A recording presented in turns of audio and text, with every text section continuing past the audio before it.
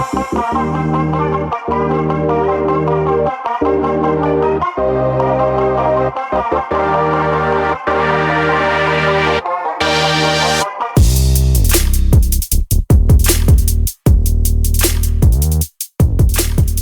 you for checking out Real Talk Personal Finance. Shit's about to get real.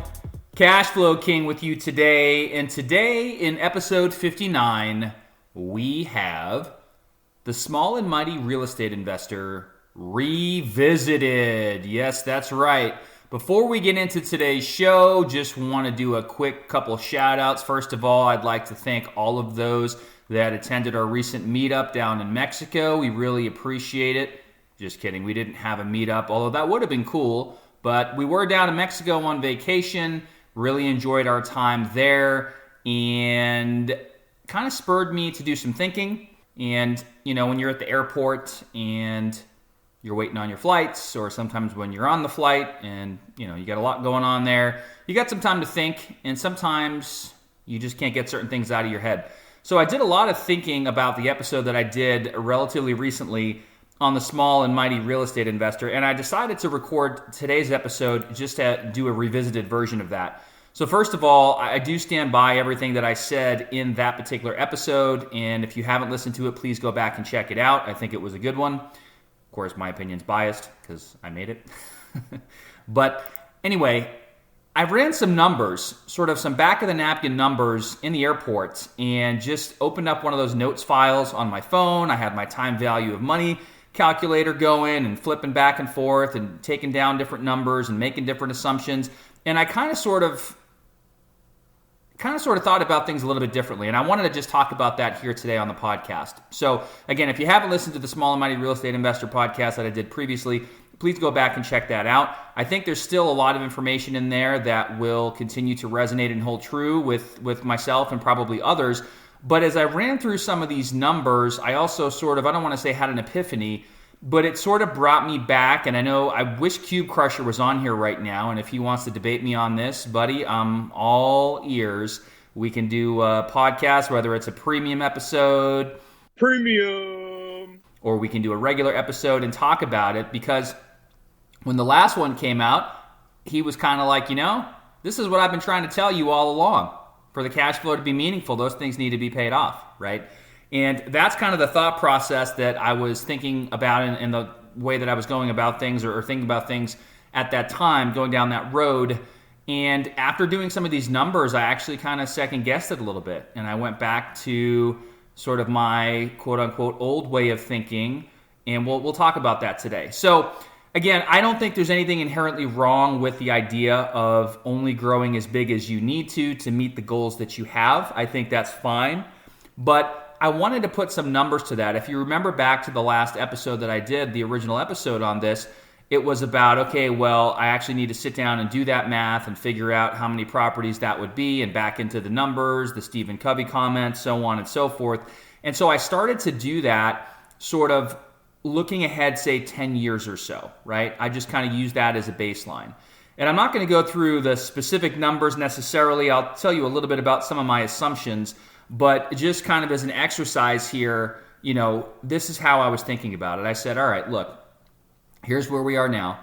If I want to fast forward 10 years from now, and with the properties that we currently have, the single family rentals that we currently have, I do nothing but continue to pay those mortgages, or effectively or essentially my tenants are paying those mortgages as scheduled with no prepayments and not killing any mortgages based on the amortization schedules.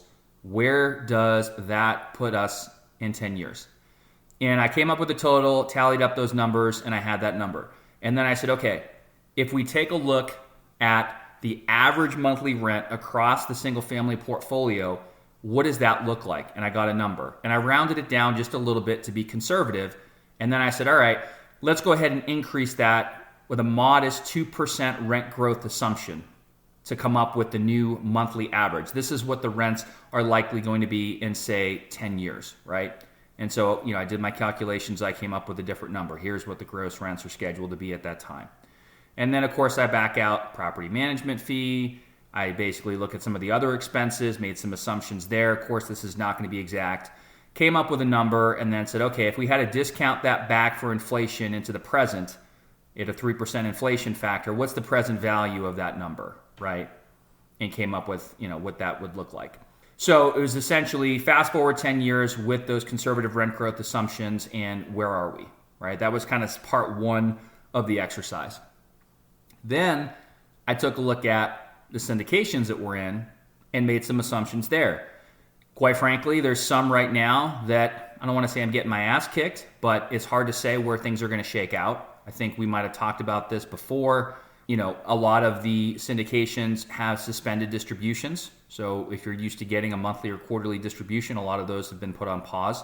Others haven't. In fact, there's one that's in the process of increasing theirs by the end of this year. That's a whole separate story. If you're a premium subscriber, you probably know who I'm talking about. Premium subscribers, we had something come out recently on Cashflow King's favorites. And for those of you that are premium, you'll know exactly who I'm alluding to. And if you're not premium, you should consider it because it has some pretty good perks. I'm actually thinking about doing a year-end giveaway to anybody that is a premium subscriber. Currently, the subscription is $5 a month. I might do some specials on that, might bring it down a little bit. I have to stay within the parameters the Buzzsprout pretty much sets for everybody.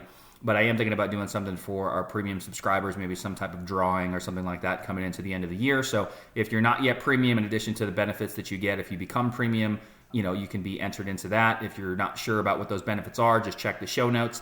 There'll be a link in there about becoming a premium subscriber today. And if you click on that and take a look on the side there's some bullet points, and it will talk to you all about what becoming a premium member looks like. But anyway, so I took a look at the syndications and said, all right, there's some that aren't doing that great, and there's some that are doing just fine. Let's go ahead once again and make some assumptions. And so for a few of them, it was, hey, let's just pretend that I got my money back and I had zero gain, right, in these. And then I just redeployed that money into other ones that were likely to do better over that 10-year period. And then the ones that are doing okay and that I have a lot of faith in for many different reasons, I said, all right, let's make some assumptions about what that looks like over time and forecast the future value of those investments in 10 years. And so at the end of the 10-year period, we have what are the totals in terms of exited syndications. And they're obviously not all going to exit at the same time. But we're making the assumption that within that time period, we're going to end up with a certain amount of money. And so for these internal rates of return or average annual rates of return, a lot of the syndications are forecasting higher than this, some of them much higher than this. But to be, again, conservative with these assumptions, I went ahead and ran the model out at a 12% IRR over a 10-year period, and then I ran it again at a 15% to come up with a couple of different numbers there, okay? And that might sound a little high to most people that are probably used to, myself included, strictly investing in the stock market, right? You're going to hear numbers probably more in the 7-8% range, something like that. But for a lot of these real estate deals, for reasons that we've talked about on other shows, a lot of times those numbers can be quite a bit higher. So 12 and 15, I think, are definitely in the ballpark. So I did that math. And where does that put us in 10 years, let's say? And I came up with 3 different options. And again, I'm trying to keep this as high level as possible because I got a pretty long list here on my phone. And so, like, for example, acquisitions. If we were to buy additional single family rentals, I have, okay, if we bought one every, so often at this interest rate and the purchase price goes up by 5% a year and mortgages are at this, and it gets a little bit in the weeds. So I'm going to kind of gloss over that. But I ultimately came up with 3 main options at the end of it. And I'm trying to scroll to see where I was. Okay. So option number 1 was to continue to acquire additional single family rentals. And then at the end of that 10-year period, take the syndication money, right, that we did those estimates for, and kill all the mortgages. Pretty much just wipe out the debt on the entire portfolio. And at this point, you have nothing deployed in syndications. You only have the single-family rentals or potentially small multifamilies, the turnkeys, paid off. What's that look like? And that was sort of option number 1. Then I did option number 2 and said, okay, what if we just stuck with what we had for now? We did not continue to acquire any more single-family rentals for the next 10 years. We simply had that money in syndications deployed. The existing rentals stayed as is and continue to do their thing. And then at the end of it, we take some syndication money, kill the mortgages on the existing rentals. Again, we've now fast-forwarded 10 years into the future, so those mortgages have amortized down a little bit.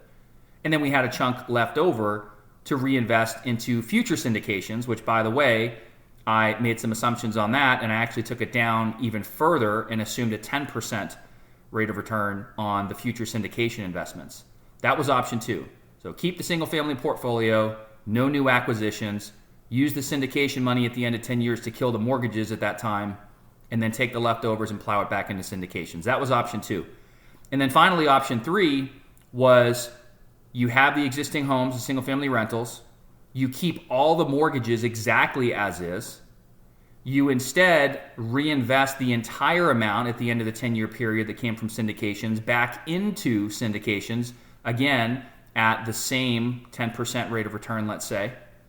And you keep the single families leveraged with loans and with debt on them and just use the cash flow from that and add those two together. And at the end of this analysis, again, kind of back of the napkin type of math, but I did use, time value money calculator and try to get it as close as I could with reasonable assumptions. No one knows for sure what's going to happen. Surprisingly, option number 1, which was add single families and then take the syndication money and kill all the mortgages, that was the worst one. So under that initial episode of The Small and Mighty Real Estate Investor, buying only as many as you need and then getting them all paid off, that's certainly a viable option.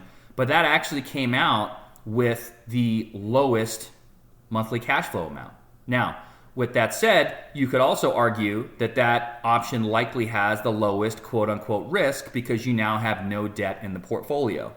And for some people, that might work just fine.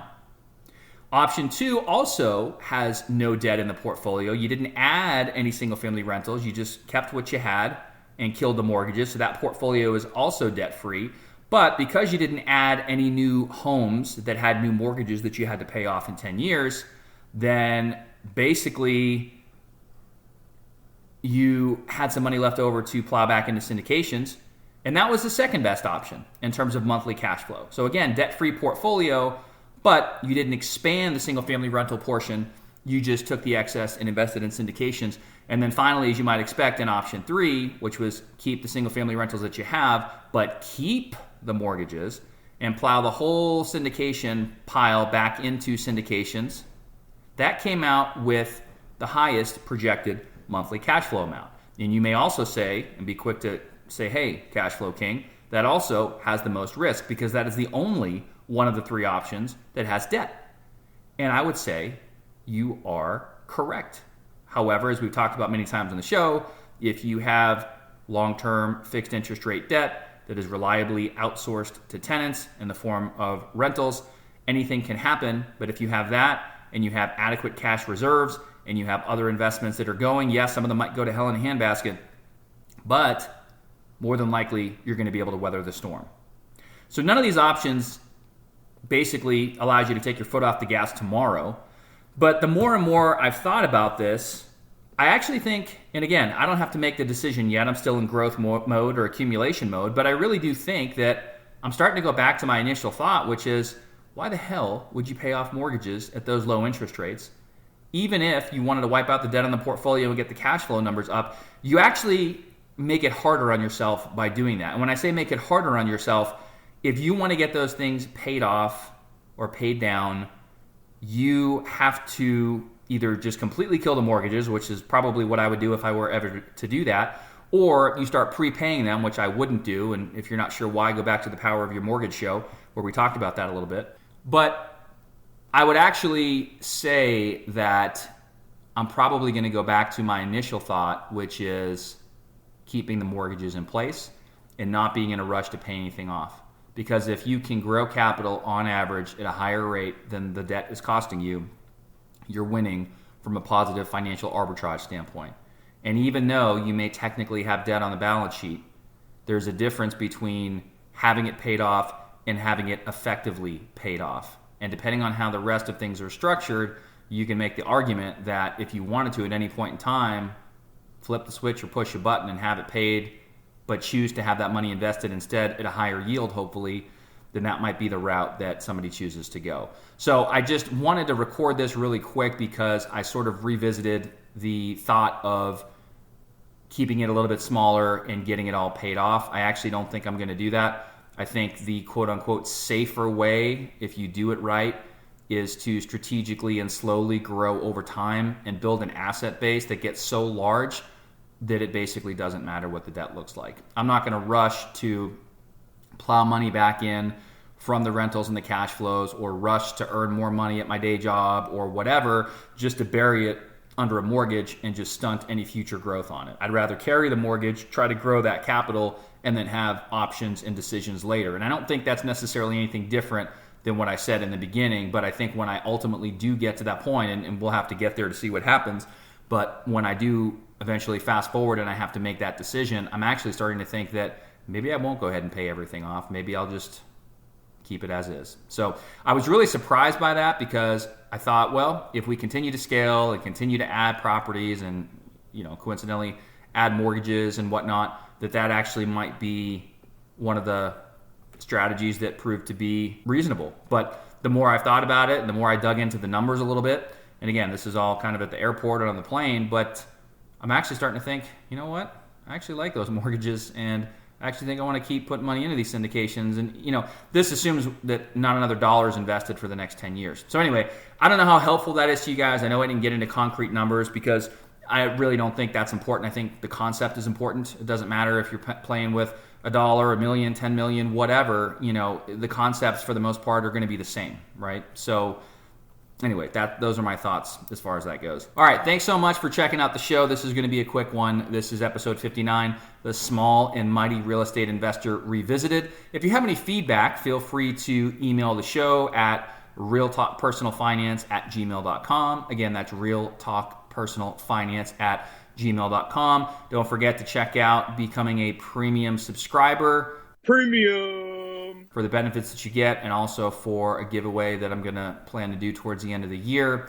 And then finally, I know I kind of joked around about a meetup in Mexico, but Cube Crusher and I are heading out once again to, you guessed it, Las Vegas in the beginning of November. So anybody that's out in the Vegas area or that plans to be out or wants to come out to the Vegas area, feel free to email the show, realtalkpersonalfinance@gmail.com. We'd love to meet you. Grab a drink, throw some dice, play some cards. It'll be a good time. So anyway, that's all we got for today. Thanks very much for tuning into the show. We will see you in the next episode. Check the mic and make sure it sound right, boys.